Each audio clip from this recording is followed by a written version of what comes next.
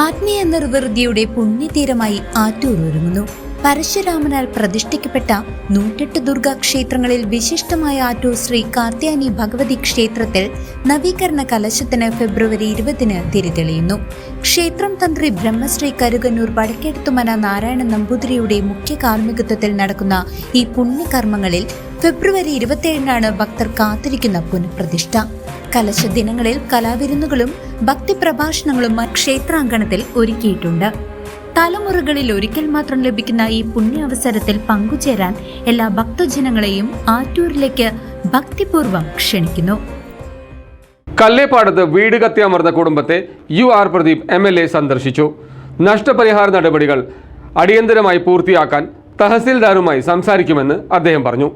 പഴയന്നൂർ കല്ലേപ്പാടം പാറക്കുളത്ത് വീടിന് തീപിടിച്ച് സർവസ്വവും നഷ്ടപ്പെട്ട സീതാലക്ഷ്മിയുടെ കുടുംബത്തിന് ആശ്വാസവുമായി ചേലക്കര MLA UR പ്രദീപ് സന്ദർശനം നടത്തി.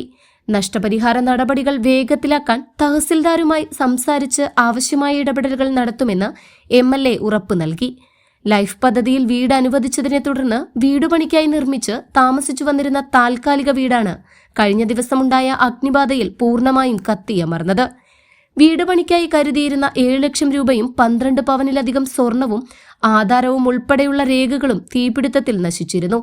ഈ ദുരവസ്ഥ നേരിട്ടറിയാനാണ് MLAയും പഴയന്നൂർ പഞ്ചായത്ത് അധികൃതരും സ്ഥലത്തെത്തിയത്. തഹസിൽദാരുമായി ആലോചിച്ച് അടിയന്തര സഹായങ്ങൾ ലഭ്യമാക്കുമെന്നും സന്ദർശനത്തിന് ശേഷം UR പ്രദീപ് MLA പറഞ്ഞു.